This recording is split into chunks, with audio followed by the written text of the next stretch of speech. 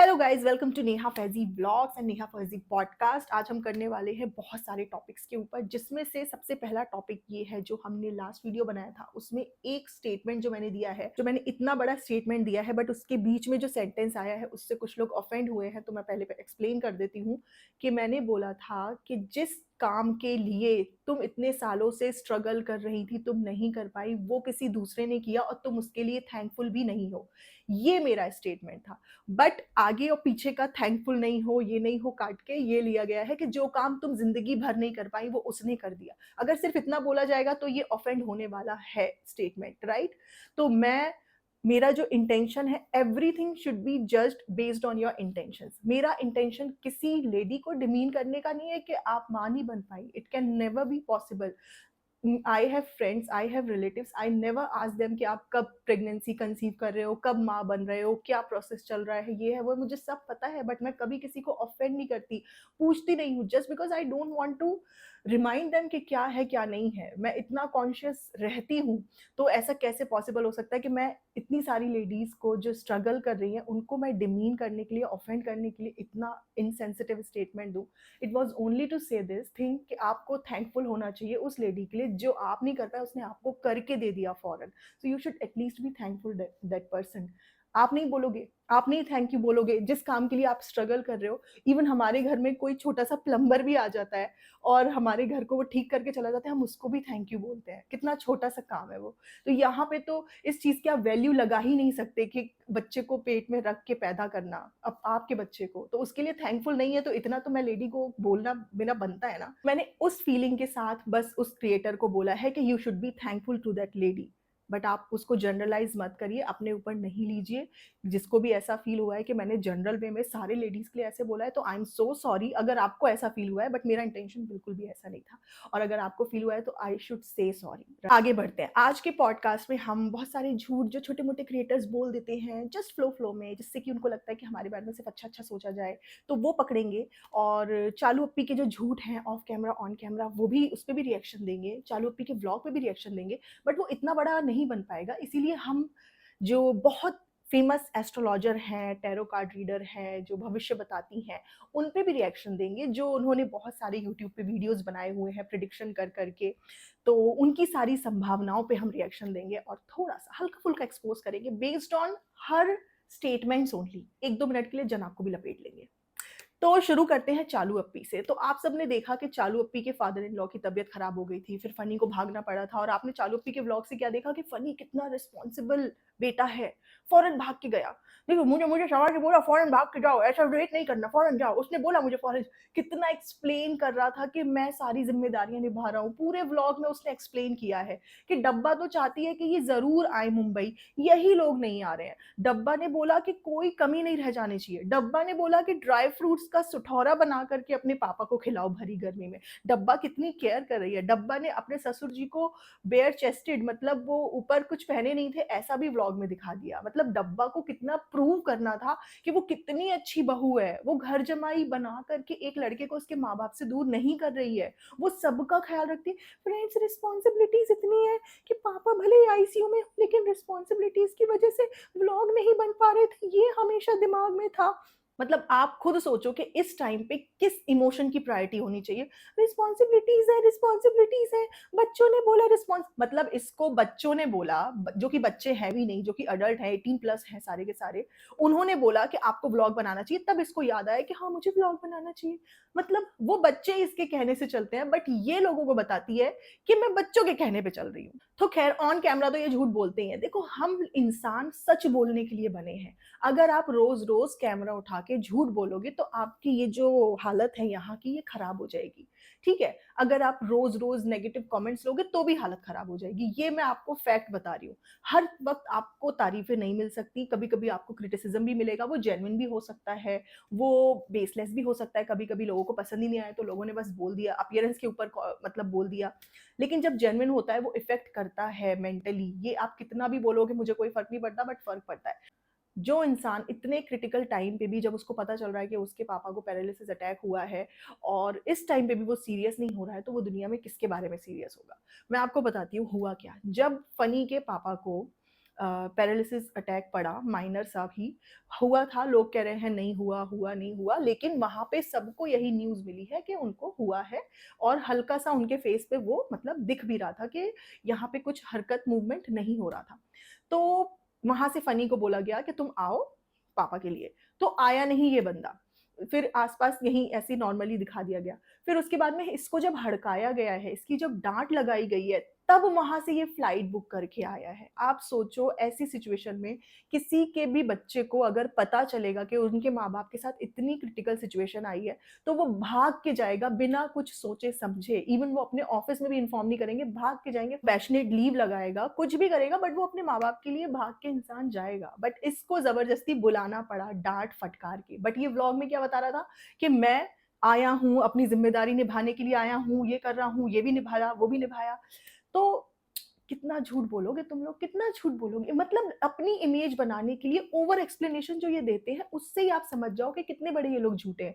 चोर की दाढ़ी में तिनका, एक सच्चा इंसान अपने रिश्ते कितने अच्छे हैं, हर बार एक्सप्लेन नहीं करता।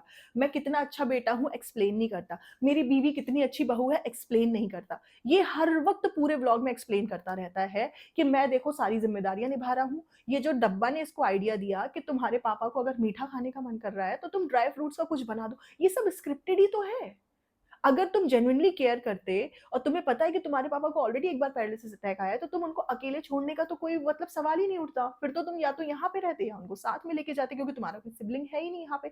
अब ये कितना भी नौटंकी करे, कितना भी ज्ञान दे कि हम तो पापा को बुलाने जा रहे हैं, पापा ही नहीं आ रहे, पापा ही ये सब ड्रामे हैं, सब ड्रामे हैं।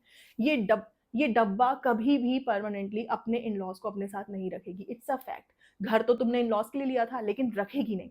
तो क्या हुआ गाइस कि जब ये फनी की बहन को आना था तो इनके घर में ऑलरेडी टेंशन थी कि भाई तुम आओ थोड़ा मिलने के लिए, वो कुछ टाइम के लिए आई है, तुम भी यहाँ से आओ। लेकिन डब्बा का रिस्पॉन्स था कि नहीं हम नहीं जाएंगे।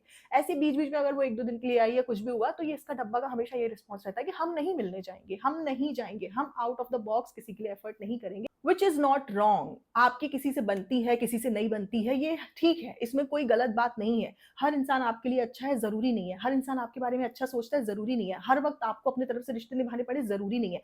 बट डोंट गिव ज्ञान कि मैंने इसका भी फर्ज निभा दिया, उसके लिए कपड़े ले लिए, इसके लिए सूट ले लिया, बहन का भी फर्ज निभा दिया, बाप का भी फर्ज निभा दिया, बेटी माँ का भी फर्ज निभा दिया। ये इतना एक्सप्लेन मत करो फिर। हर इंसान अपनी जिंदगी में सारे रिश्ते अपने कन्वीनियंस के अकॉर्डिंग निभा लेता है। फिर वो आके दुनिया में ये प्रूव नहीं करता कि मैं सारे रिश्ते में परफेक्ट हूँ, मैं सबका ख्याल रख रहा हूँ, मेरे ऊपर सबकी रिस्पॉन्सिबिलिटी है। फ्रेंड्स, वो अलग बात है कि मुझे अपने फेशियल की पड़ी हुई है, इतने दिन से केयर नहीं करी अपनी। मतलब पापा तुम्हारे आईसीयू में हैं और तुम बोल रही हो मुझे मेरे फेस की मैंने केयर नहीं करी, डिहाइड्रेटेड हो गई है। देखो कोई स्किन में प्रॉब्लम है वो तो मुझे समझ आता है, लेकिन तुम प्रॉपर पूरा स्किन केयर करवा के आई हो अपना। पापा तुम्हारे अभी भी हॉस्पिटल में ही है। ऐसा कहाँ हो रहा है कि जिसके फैमिली मेंबर में इतना क्लोज रिश्ता, पापा उसके हॉस्पिटल में हो और ये आराम से लेट के फेशियल और क्लीन अप करवा करके आई है। यही नहीं, फनी भी। फिर वो वहां से तुम प्रोडक्ट्स लेके आ। क्यूटीज जाना है जरूरी है। माँ पापा पापा तो ठीक होते रहेंगे, कोई बात नहीं। फ्रेंड्स, पापा जिस दिन आईसीयू से निकल आए थे उसके पहले ही हमने सोच लिया था क्या क्या करना है। फ्रेंड्स, उसके बाद तो हमारी पार्टी ही पार्टी, पार्टी ही पार्टी। तो रेस्टोरेंट में जाओ, पार्टी करो, खाना खाओ, बाहर घूमो। आपको तो ऑफ कैमरा दिख नहीं रहा है क्या क्या हो रहा होगा, मस्ती पूरी चालू होगी, लेकिन ऑन कैमरा फ्रेंड्स बहुत ज्यादा इस तरीके से आपने हमारा साथ दिया। फ्रेंड्स दुआ करिए, फ्रेंड्स दुआओं का असर हो रहा है, फ्रेंड्स दुआओं के लिए शुक्रिया। बस ये कर करके व्लॉग निकालने जरूरी थे, जो कि निकाल दिए। अब ये दुआओं के लिए शुक्रिया पता नहीं कब तक ये इसी स्क्रिप्ट के ऊपर व्लॉग बनाते रहेंगे। बट तुम लोग एक बात बताओ, जब तक कि तुम्हारी यूट्यूब से इनकम नहीं आ रही थी, तुम्हारा मोनेटाइज्ड यूट्यूब चैनल नहीं था, तुम्हारे पास सिर्फ फेसबुक हुआ करता था, तब भी तो तुम्हारे पापा को स्ट्रोक आया था, तब तुमने फेसबुक में कोई स्टोरी नहीं डाली, तब तुमने फेसबुक में कोई स्टेटस नहीं डाला कि मेरे पापा के लिए दुआ करिए, क्योंकि वहां से पैसे नहीं मिलने थे। लेकिन यहाँ से यूट्यूब से दुआ करिए, दुआ करिए, दुआ करिए कि ब्लॉग बनते हैं तो पैसे मिलते हैं, तो दुआ करिए, हमारा साथ दीजिएगा, साथ मत छोड़िएगा। उसके बाद जनाब स्टोरी डालते हैं कि मैं उन लोगों के लिए ग्रेटफुल हूं जो कि मेरा साथ देते हैं, मेरे लिए करते हैं, लेकिन इन रिटर्न उनको कुछ नहीं चाहिए। Look at the greediness. मतलब एक इंसान कितना एक्सट्रीम लेवल पे ग्रीडी हो सकता है कि तुम मेरे लिए सब कुछ करो, मैं तुम्हारे लिए कुछ नहीं करूँगा। इतने सारे कमेंट्स आते हैं जनाब को कि हमारे पापा बीमार हैं, हमारे पापा के लिए दुआ करिए, हमारे इसके लिए दुआ करिए। जनाब तो अपने पापा के लिए दुआएँ करके व्लॉग डाल कर के निकल लेते हैं, ठीक है? उसके बाद कमेंट सेक्शन में बहुत सारे लोग बोलते हैं कि आज मेरे पापा की सर्जरी होनी है, मेरे पापा को ये बीमारी है, मेरे पापा के लिए दुआ करिए।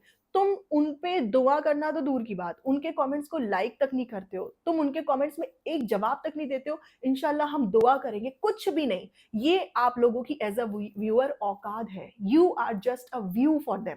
आप लोग जितने भी चमचे हो, ब्लाइंड फॉलोवर्स हो, दुआ करिए के नाम पे जितना सिंपैथाइज़ कर रहे हो, कल की डेट में आपके घर में कुछ भी हो रहा होगा, कोई नहीं आएगा इनमें से। मैं ये नहीं बोल रही इनके लिए दुआ नहीं करनी चाहिए, करिए सबके लिए, जो भी इंसान बीमार है, कुछ भी है, लेकिन आप ये भी समझो कि इनको व्यूज़ चाहिए। दुआएँ दो ना दो वो सेकेंडरी है, पर व्यूज़ ज़रूर दो। और जब लोग इतनी दुआएँ कर रहे हैं, तो थोड़ा-सा तो दिल रखो ऐसा, थोड़ा-सा तो नरमी अपने अंदर लाओ कि तुम कुछ कमेंट्स का रिप्लाई दे दो, ग्रेटफुल हो। दिन भर कमेंट्स तो तुम पढ़ते ही होगे क्योंकि उसके अलावा तुम क्या कर रहे हो? सारा काम तो देव भैया ही कर रहे हैं। बाकी तुम्हारा पिक्कू काम करने के लिए, केयर करने के लिए, जब तक धर्मदादा तुम्हें नहीं मिल गए, तब तक तुमने पिक्कू को रिलीज़ नहीं किया। फिर तुम कहते हो मैंने ये सब कमाया है जीवन में, दूसरे का नुकसान करके, दूसरे की फैमिली को नेग्लेक्ट करवा के, तुमने अपने आप को प्रायोरिटी दिलवा दी, ये तुमने कमाया है ज़िंदगी में। क्यों? क्योंकि हमारी फैमिली फैमिली है, दूसरे की फैमिली फैमिली नहीं। तो डब्बा की जो उसके इन-लॉज़ के साथ है, वो कुछ ऐसे ही चल रही है एकदम मतलब कोल्ड कोल्ड वॉर तरीके से, क्योंकि फिर ये फनी को भेज नहीं रही थी, तो उनके घर में कलेश चल रहा था। फिर उसके बाद इसके पापा का जो सीन हुआ, फिर उसके बाद में फनी को ज़बरदस्ती बुलाना पड़ा। फिर उसके बाद में जो भी सीन चला है, फनी ने सिर्फ़ ये प्रूव किया है कि देखो मैं यहाँ पे अपने पापा का भी ख़्याल रख रहा हूँ, मम्मी का भी ख़्याल रख रहा हूँ और अपने बहन का भी ख़्याल रख रहा हूँ, उनके बच्चों के लिए भी कपड़े ला रहा हूँ, ये है, वो है। जब डब्बा के बच्चे का बर्थडे था, तो बहुत सारे लोग स्टोरी लगा रहे थे happy birthday Haider, happy birthday Haider. तो इसने जो जान ना पहचान अनजान जो फैन पेजेस थे, जो इसको प्रमोशन के लिए सामान भेजते हैं, बहुत सारे लोगों की स्टोरीज़ को रीशेयर किया। ठीक है, रिलेटिव्स की स्टोरीज़ को रीशेयर किया, लेकिन इसने अपने सगे भांजे की स्टोरी को रीशेयर नहीं किया। अब आप इससे समझ लो कि कितना ग्रजेस ये रखती है लेडी। मतलब तुम्हें दुनिया जहान के लोगों की स्टोरी रीशेयर करनी है, बट इकलौते भांजे की तुमने स्टोरी रीशेयर नहीं की। वो तो बच्चा ही है, बच्चे से भी ग्रजेस ये रखती है, भले ही उससे कोई भी करवा रहा हो। लेकिन वो अकाउंट बच्चे के नाम से है। लेकिन इसने उसकी भी स्टोरी रीशेयर करके अपने पेज पे नहीं लगाई। क्यों? क्या मतलब कितने फॉलोवर्स बढ़ जाएँगे, कितना लोग देख लेंगे, कितनी प्रॉब्लम है इसको? अभी रुकैया ने एक बहुत अच्छी रील बनाई है जिसमें उसने ये बोला है कि जब अपने पे मुसीबत आती है, तो सामने वाला कहता है कि आज़माइश है। जब दूसरे पे मुसीबत आती है, तो बोलता है कि भोग रहा है। तो उसने ऐसे ही टाइम पे ये रील बनाई है, आप समझ जाओ किसके लिए बनाई है। बिल्कुल सच्चाई उसने इन लोगों की बयाँ करी है कि जब भी आपने इन लोगों को ऑफ कैमरा नहीं डील किया ना, आप इन लोगों की ऑफ कैमरा असलियत नहीं जानते हो। ये जो आपको सितारा दिखती हैं बहुत इनोसेंट बन के, ये कैसे-कैसे अल्फाज़ यूज़ करती हैं, लहर के लिए कैसे-कैसे वर्ड्स इन्होंने यूज़ करे, आपको कुछ नहीं पता। ये स्क्रीन पे प्यार करती हुई आपको दिखती हैं। ये अपने भाइयों के लिए कैसे अल्फाज़ यूज़ करती हैं, उन्हें कितनी गालियाँ देती हैं, आपको कुछ नहीं पता है। तो जैसे ही इनके घर में कोई दूसरे रिलेटिव के साथ कुछ हो जाता है ना, या आप समझो कोई भी हम लोग कोई रिएक्शन दे रहे हैं या वीडियोज़ बना रहे हैं, अल्लाह ना करे अगर हमारे साथ कुछ चीज़ ऊपर-नीचे हो जाए, जो कि लाइफ़ में सबके साथ लगी रहती है। इट्स अ फैक्ट कि हर की लाइफ ऐसे नहीं चलती है, ऊपर नीचे अप्स एंड डाउन्स, कभी ना कभी कुछ अच्छा कभी बुरा, ये सब होता रहता है। बट इनको सबसे सिंपैथी चाहिए, सबसे दुआएं चाहिए और उससे ऊपर सबसे व्यूज चाहिए। हर कोई इनसे सिंपैथाइज करे, लेकिन जब इनके ऊपर कुछ, लेकिन जब दूसरा इंसान इनसे कुछ एक्सपेक्ट करे, तो ये सबसे पीछे खड़े होंगे। रुकैया तुमने बहुत बढ़िया रील बनाई है और मुझे देख के मजा आ गया कि एटलीस्ट तुमने इनकी सच्चाई बयां की और अपने सारे रिश्तेदारों को कुछ भी नहीं समझते अपने आगे, और उनके लिए दुआएँ भी नहीं करते, उनके सुख-दुःख में उनके साथ भी नहीं है, उनके यहाँ भी किसी की डेथ होती है, कभी नहीं जाते ये, कभी पूछते नहीं हैं। और इनके बड़े मम्मी, बड़े पापा आए थे, वो तो मतलब मुंबई में घूमने-फिरने आए थे, वो तो मरीन ड्राइव, रेस्टोरेंट में खाना, ये है, वो है, बस इसी से उनका इंस्टाग्राम भरा पड़ा है। अरे यार, वो तो अपने भाई को देखने गए थे ना, मतलब ये कैसी फैमिली है? एकदम अजीबो-गरीब फैमिली है। ये किसी के आईसीयू में एडमिट होने पे एन्जॉय कैसे कर लेते हैं? जब हम स्किन केयर कर सकते हैं, तो वो तो फिर भी बड़े पापा हैं। अभी तो डब्बा का स्किन केयर हो गया, अब जनाब स्किन केयर कराने जाएँगे, फिर मैडम स्किन केयर कराने जाएँगी, फिर इन सबको अपने स्किन केयर का बहुत ज़्यादा ख़्याल है, जैसे पता नहीं कौन-सी रैंप वॉक इनको करनी है। और अभी जो लेटेस्ट डब्बा ने व्लॉग डाला, उसमें अपनी मॉम का ज़रा-सा चेकअप कराने ले गई है, तो उसको भी इसने देखो कैसे मोनेटाइज़ किया है। अम्मी को यहाँ चेकअप कराने लाए हैं, डॉक्टर को क्या बता रही थी? ये बता रही थी। मतलब ये अपने माँ-बाप पे अगर इतना भी खर्च करेगी ना, तो उससे इतना इसको कमाना है। पहले तो ये क्या करती थी, फ्रूट्स एंड वेजिटेबल्स, बस यही सब वेजिटेबल्स लाके ही दिखाती थी। लेकिन अब तो ये हॉस्पिटल विजिट्स, हर एक चीज़, मतलब रिस्पॉन्सिबिलिटीज़ है फ्रेंड, इसके नाम पे एक-एक चीज़ अपने माँ-बाप पे जो ये स्पेंड करेगी, पापा पे तो करती नहीं है, माँ पे। पापा को हाँ, पैसे देते हुए दिखा दिया था इसने। इसने पता है इसके पापा को जब स्ट्रोक आया है, उसके 2 दिन पहले व्लॉग बनाया है और उसमें ये कह रही थी कि जब से पापा को स्ट्रोक आया है और पापा की ऐसी हालत हुई है, तब से हम पापा से कुछ हम डिमांड नहीं करते क्योंकि पापा कुछ कर ही नहीं सकते हमारे लिए। इस तरीके की इसने वीडियो बनाया था। मतलब एक बेटी अगर उसके पापा फाइनेंशियली कुछ कर नहीं रहे हैं, तो ज़रूरी है तुम्हें दुनिया को बताना है कि तुम्हारे पापा तुम्हारी ख्वाहिश पूरी नहीं कर सकते। अभी वो इस काबिल नहीं है कि वो तुम्हारी ख्वाहिश पूरी कर सके। आप इससे समझो कि कितने इनसेंसिटिव हैं ये अपने ही माँ-बाप के लिए। हमें अच्छी औलाद होने का क्रेडिट चाहिए। हमारे माँ-बाप फाइनेंशियली हम पे डिपेंडेंट है, ये आप लोग याद रखिए। तो इसका जो लेटेस्ट वीडियो है उसमें बहुत सारे कमेंट्स ऐसे आ रहे हैं कि तुम्हारे भाई-भाभी ने तुम्हारे पापा की बहुत अच्छे से टेक केयर की, उसी वजह से वो मतलब अभी इतना अच्छे से रिकवर कर रहे हैं, जो कि फैक्ट है। अच्छे हॉस्पिटल में इलाज कराया, इससे तो कुछ लिया ही नहीं होगा ना। तो उस कमेंट को, उस तरीके के कमेंट्स को ये लाइक नहीं कर रही। लेकिन जहाँ लोग कमेंट करें आपके रेस्टोरेंट की डिज़ाइन बहुत अच्छी है, इंटीरियर बहुत अच्छा है, आपके रेस्टोरेंट माशाल्लाह हम आएँगे, आपके रेस्टोरेंट चल जाए, आपके रेस्टोरेंट के लिए दुआएँ, उस तरीके के कमेंट्स को ये लाइक कर रही है।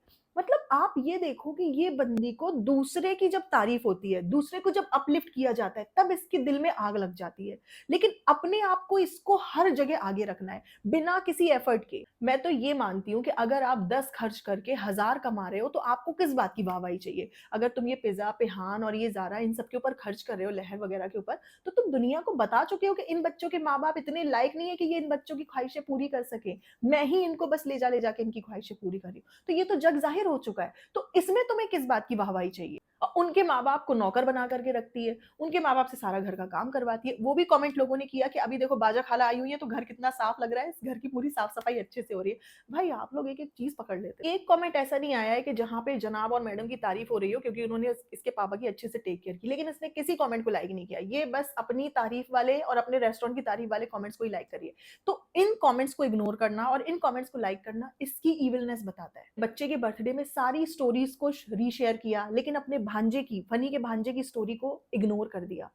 अगेन यू कैन सी कि ये कितना पब्लिकली दूसरे को ह्यूमिलेट और हर्ट करने का इंटेंशन रखती है, लेकिन ये गेम खेलती है। आपको पता नहीं है ये कितने रिश्ते तोड़वाने, गेम्स खेलने, पॉलिटिक्स करने में आगे है। इसीलिए मैं बोल रही हूँ कि अपनी हरकतें सुधार लेनी चाहिए डब्बा को। जब तक तुम अपनी हरकतें नहीं सुधारोगी तो तुम ज़हनी सुकून में नहीं रहोगी। तुम गलत करती हो तब हम गलत को गलत बोलते हैं। हम अननेसेसरीली तुम्हें गलत नहीं बोलते हैं। अगर हमें अननेसेसरीली बोलना होता तो आज हम मैडम के लिए भी गलत बोल रहे होते कुछ ना कुछ। अभी तो वो वीडियो नहीं बना रही, अभी तो वो ज़्यादा ज्ञान नहीं दे रही, अभी तो वो ये नहीं बोल रही कि मेरे ससुराल जैसा ससुराल सबको मिले, तो अभी हम चुप हैं। लेकिन ये जो फनी से प्रूव करवा रही है कि डब्बा बहुत ख्याल रखती है अपने सास-ससुर का, फनी बहुत अपने फैमिली के बारे में सोचता है, ये पूरी तरीके से रॉन्ग है। ये सिर्फ़ और सिर्फ़ अपने फैमिली का व्लॉग के लिए इस्तेमाल करते हैं और बैकग्राउंड में उनको पूरी तरीके से नेग्लेक्ट करते हैं। और इसको तो इतनी दिक्कत हो गई, वहाँ पे क्या है प्रीपेड मीटर्स लग गए हैं, तो इलेक्ट्रिसिटी का बिल बहुत ज़्यादा आ रहा है, हर किसी का आ रहा है।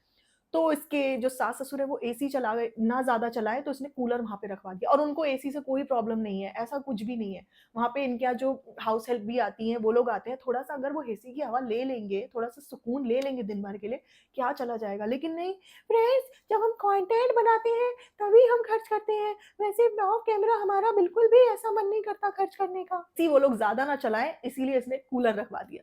लोग कॉल आउट कर रहे हैं कि तुम्हें पिज़्ज़ा की हेल्थ के ऊपर भी ध्यान देना चाहिए, उसको भी तुम्हें डॉक्टर को दिखाना चाहिए। तो उसको इसने कंप्लीटली इग्नोर कर दिया है और ये रियल लाइफ में भी इग्नोर करती है। लेकिन पिज़्ज़ा से काम सारे इसको लेने हैं और उसके बाद जब लोग ज़्यादा कॉल आउट करेंगे तो पिज़्ज़ा से ही बुलवा देगी, "नहीं चलो पी, मुझे डॉक्टर के पास डर लगता है, नहीं मैं नहीं जाऊँगी, चलो पी नहीं जाऊँगी।" फ्रेंड्स हम तो इससे रोज़-रोज़ कहते हैं, लेकिन ये ही हमें मना कर देती है। बट कोई बात नहीं फ्रेंड्स, हम इसको ज़बरदस्ती किसी न किसी दिन लेके ही जाएँगे। कब? हैं? दिल्ली दूर हो चुकी है, गाड़ी निकल चुकी है, कब वापस लेके जाओगी? कब? भई उसके ऊपर ध्यान दो। सो जनाब के व्लॉग में जब अम्मी आई और जनाब ने अम्मी को पूछा कि पापा से जाकर के मिलोगी? तो अम्मी कह रही, "अभी नहीं, थोड़े दिन के बाद मिलेंगे।" मुझे ये लगता है कि ऐसा कैसे एक वाइफ़ अपने हस्बैंड के लिए बोल सकती है? या तो जनाब को ऊपर रखने के लिए, जनाब की इमेज ठीक-ठाक रखने के लिए अम्मी ऐसा बोल रही हैं, अंदर से उनका मन होगा मिलने का। ऐसे कैसे हो सकता है कि एक वाइफ़ को अपने हस्बैंड को नज़र भर के देखने का मन भी ना करे, इतने दिन वो हॉस्पिटल में है? मैं तो इमेजिन कर ही नहीं सकती भई, नहीं कर सकती। तड़प जाए इंसान, बोले नहीं मुझे देखना है उनको और अल्लाह ना करे अगर इस बीच कुछ बात ऊपर-नीचे हो जाती तो तुम बिना देखे ही मतलब ऐसे रह जाती। ये तो गलत बात है भई, जनाब को चढ़ाओ, जनाब की बात मानो, लेकिन थोड़ा-सा ऑर्गेनिक रिएक्शन भी देना चाहिए। और फिर फौरन मिलने गली, फिर जनाब ने जैसे ही परमिशन दे दी तो अगले दिन चली गई ना मिलने के लिए। मतलब ये कि जनाब हर चीज़ अपने अकॉर्डिंग अपने हिसाब से चलाते हैं, और जो अम्मी हैं वो जनाब को रॉन्ग ना प्रूव हो इसीलिए बोलती हैं कि नहीं हम उम्रा करने नहीं जाएँगे, नहीं हम हज करने भी नहीं जाएँगे, नहीं हम पापा को आईसीयू में देखने भी नहीं जाएँगे, क्योंकि हमारा दिल कमज़ोर है। लेकिन जब जनाब को कंटेंट की कमी होगी तो जनाब करवाएँगे तो अम्मी करेंगी। भले ही उनके पापा आईसीयू से निकल आए हैं, लेकिन आप देखो फैमिली कितना हँस रही है, दाँत ही नहीं बन रहे, हँसे ही जा रहे हैं। मतलब भाई कितनी खुशी मना रहे हैं, ऐसे खुशी मना रहे हैं जैसे मतलब कभी ज़िंदगी ना मिलेगी दोबारा वाला सीन चल रहा है। मतलब खाना, पीना, मस्ती करना, रेस्टोरेंट में जाना, पार्टी करना, सबकी पार्टी चल रही है। मतलब हद हो गई है। भाई मैडम के टाइम पे तो इससे भी खराब सीन था। मैडम वहाँ सर्जरी करा रही थी, उसके बाद घर में पार्टी चल रही थी। यहाँ कम से कम सर्जरी वाले दिन ये लोग शांत बैठे हुए थे। अब आप इससे ही अंदाज़ा लगा लो कि इनके जब पापा के टाइम पे है, इनका इन लोगों का रिएक्शन थोड़े दिन के लिए ये थमे, और अम्मी के बार-बार आँसू निकल रहे हैं, और जब मैडम की सर्जरी होनी थी 2-2 बार, तब किसी के आँसू नहीं निकले, तब सब चंगा-सी। ये लोग हॉस्पिटल जाते हैं, हॉस्पिटल से घर आते हैं, ना तो नहाते हैं, ना तो धोते हैं, छोटा-सा बच्चा घर में है, उसकी भी इनको कोई परवाह नहीं है। फिर आके बोलेंगे, फ्रेंड्स हैदर की भी तबीयत खराब हो गई थी, फ्रेंड्स रुहान को भी फीवर आ गया था, फ्रेंड्स इसको भी हो गया था। तुम लोग ज़रा सा भी हाइजीन का ध्यान नहीं देते हो, ज़रा से भी प्रिकॉशन नहीं लेते हो। फिर तुम दुनिया के ऊपर डाल देते हो, फ्रेंड्स आज़माइश का टाइम चल रहा है, इसमें भी अल्लाह ताला की कोई मर्ज़ी होगी। हर चीज़ तुम अल्लाह ताला से जो तुम्हें बोलनी चाहिए, वो तुम ऑडियंस से बोलती रहती हो। अगर तुम हर चीज़ को अल्लाह ताला के ऊपर रख के बोल रहे हो, तो एटलीस्ट वहाँ पे बात करो, प्राइवेटली बात करो। हर चीज़ कैमरे पे तुम्हें करनी है। अल्लाह के नाम से हर चीज़ कैमरे पे तुम्हें करनी है। तो बकवास फ्रेंड्स, अब व्लॉग को खींचने के लिए थोड़ा-सा ये वाला एंगल देना ही पड़ता है। हम चाहते हैं हम लोगों से सिम्पैथी कभी ना जाए आप लोगों की। आप लोग हमारा साथ दीजिएगा, आप लोग हमारे साथ रहिएगा। ऑडियंस को इतना इमोशनल कर दिया है कि ऑडियंस बेचारी अपने दुःख छोड़ कर के दूसरे के दुःख में दुखी होने में लगी हुई है। सो अंकल आईसीयू से डिस्चार्ज हो गए, आई एम वेरी हैप्पी। हर माँ-बाप का साया बच्चों पे बना रहे, ये बात सच है, और माँ-बाप हैं तो सब कुछ है। बट डब्बा को ये बात याद रखनी चाहिए कि दूसरों को बद्दुआ नहीं देनी चाहिए। दूसरों को ये नहीं बोलना चाहिए नमाज़ों में बद्दुआ दूँगी, ये किसी को बद्दुआ मत दो। कभी भी लाइफ में किसी को बद्दुआ मत दो।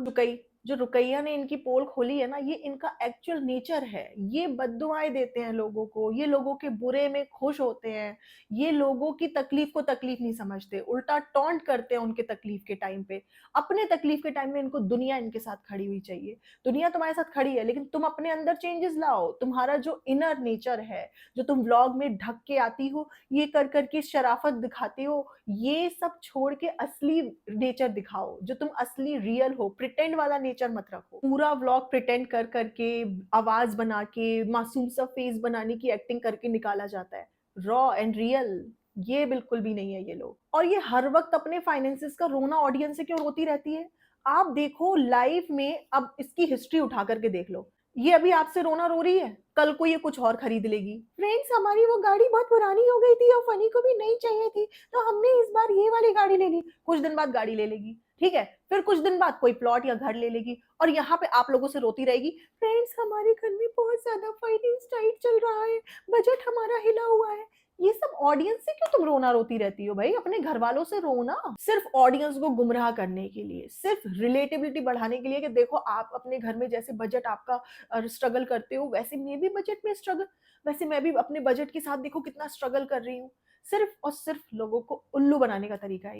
लेकिन चालू आपका रेस्टोरेंट चल क्यों नहीं रहा है? चालू अभी 2 लोग खड़े होके कहती हैं, फ्रेंड्स बहुत सारे लोग मिलने आए थे, तो बहुत सारे लोग दिखे क्यों नहीं? फ्रेंड्स मैंने कारपेट लगवा लिया, फ्रेंड्स वॉलपेपर बहुत महँगा आता है। ऐसा क्या डिफरेंस पड़ जाता है वॉलपेपर एंड कारपेट में? मुझे तो लगता है कारपेट वॉलपेपर से ज़्यादा महँगा आया होगा।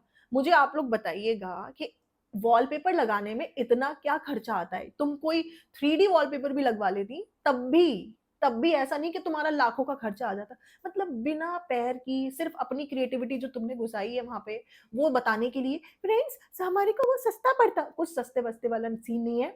ये बस इसको ये दिखाना था कि यहाँ पे मैं कारपेट लगाऊँगी तो थोड़ी यूनिकनेस, थोड़ा अच्छा आएगा। बस ये दिखाना था। डब्बा द इंटीरियर डिज़ाइनर ने जो डिज़ाइन की है, देखिए फ्रेंड्स कितने बजट में डिज़ाइन कर दिया डब्बा ने। डब्बा को तो एक इंटीरियर डिज़ाइनर से भी ज़्यादा नॉलेज है। फ्रेंड्स बस ऐसे ही दुआ करिएगा हमारे ईद के बाद दूसरा रेस्टोरेंट हो जाए, अभी बजट बहुत टाइट है, बस अगले साल तक ही ठीक हो पाएगा। कि डब्बा के ससुराल में तो सब डब्बा की बुराइयां ही करते रहते हैं, लेकिन आपको कैमरे पे ये दिखता है कि डब्बा की ससुराल में सब लोग तारीफ करते हैं, डब्बा की सास बहुत अच्छी। इतनी शातिर है, इसको जब व्लॉग बना के उनकी एक्टिंग निकलवानी हो तो ये शातिरगिरी से उन पे खर्चा कर देती है, फिर वो एक्टिंग करने लगते हैं। फिर ये जब इसको व्लॉग नहीं बनाने होते ये खर्चा बंद कर देती है, फिर वो बुराई करने लग जाते हैं। फिर इसको जब जाना होता है फिर खर्चा थोड़ा सा कर देती है, सूट वूट दिला देती है, फिर वो एक्टिंग करने लग जाते हैं। यही एक्चुअल सीन चल रहा है गाइस, और यही रियलिटी। तो गाइस आज के लिए बस इतना ही, मिलेंगे बहुत जल्द नेक्स्ट वीडियो में। तब तक अपना ख्याल रखें, bye bye, take care and lots of love.